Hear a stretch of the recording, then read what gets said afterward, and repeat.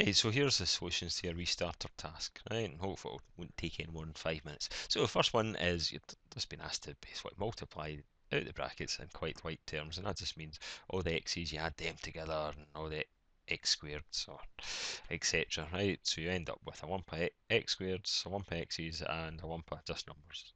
And that's if they don't cancel each other out, that's right. So to do this, what we have to start with is obviously a pen that can write. So we're going to be taking this term, timesing it by that one, taking that one, timesing it by this, and taking the same term, timesing it by that. And then what we're going to do is take this term, times it by this one, times that, and times that. Okay, so, and remember you need to bear in mind with the sign in front of it. So what we'll do is we go x times x squared, and that gives you x cubed.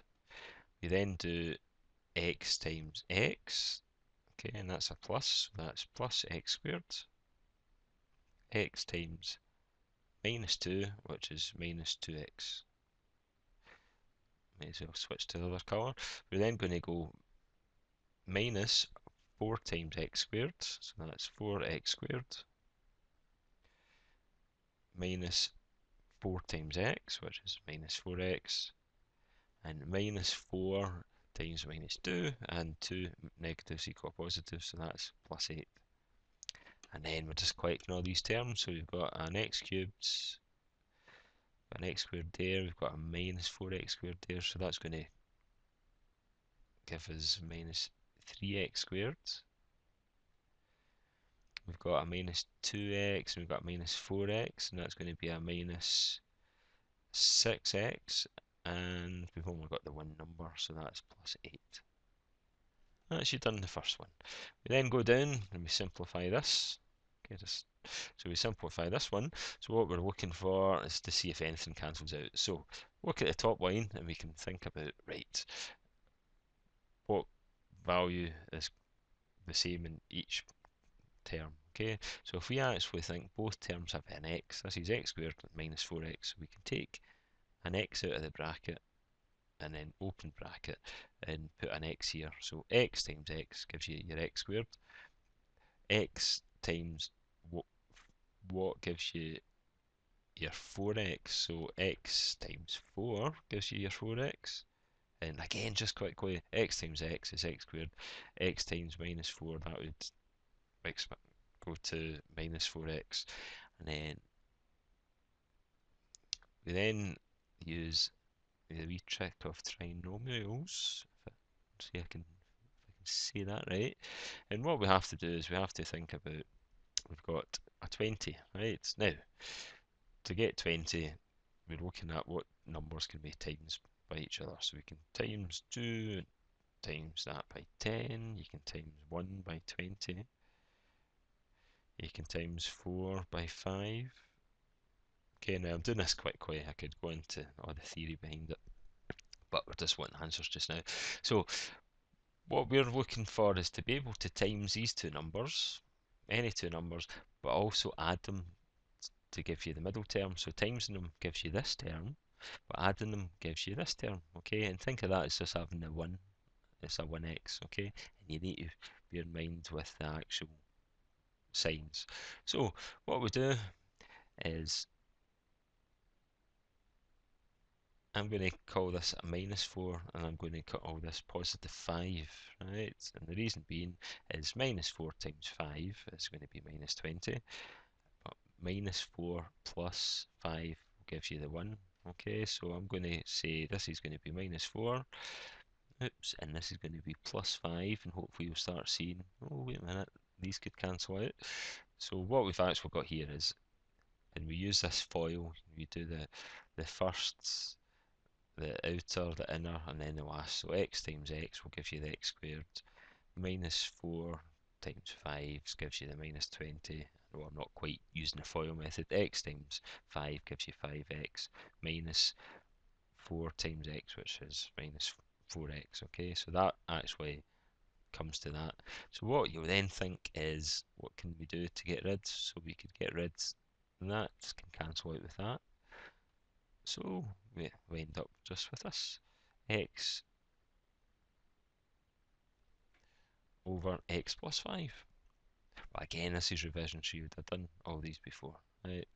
That's when you see something like that, you always have a wee think about what two numbers that you can multiply to give you that, but you can add the same two numbers together to give you the middle term, but you have to bear in mind that they might have different signs. And the last one, right, is to rationalise with the denominator. So we essentially want the denominator to be a whole number. We don't want it to have any, or it may not even have a denominator, right? So what we do is we write this out, keep on pressing this wee funny button, and to rationalise with a rational denominator, it basically times it by what's the denominator, but you have that as a numerator and the denominator, right? And that is going to equal 4 root 8. And root 8 times root 8 just gives you 8. Okay, now what we can then do is we can start thinking about, well, we can simplify this surd. So what we can think of is, see if you think of root 8, what numbers can you multiply to give you root 8? And you want one of them to be one in which you can take a square root and you're left with a whole number. So we can go, that's the equivalent of saying that's the same as root 2 times root 4, okay, and that's your rules of surds. So what we then say is, well, instead of root 8 here, we could replace this, right? So what we've got is we've got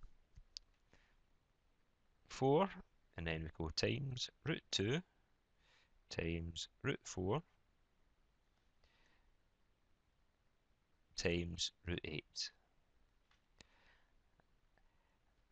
So what we've got is we've got 4 times, now root 4 is 2, and we've got times root 2.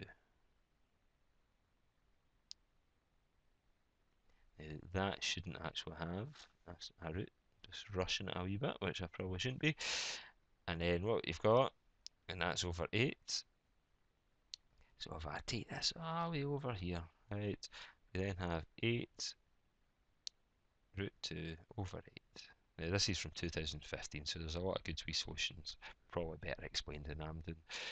And we can cancel these out, and that then gives you root 2 should be the answer. Okay, so to do that, you basically look at the denominator, have it as a numerator and a denominator, times it together.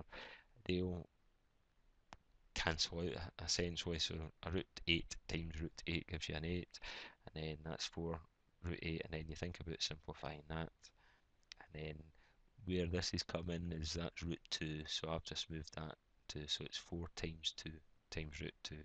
It's giving me 4 times 2 is 8 root 2 over 8, and then that equals root 2. Okay, so that's very quick. It's probably better having a wee look at some other videos and over some of your notes, but that was just what you'll be getting tomorrow.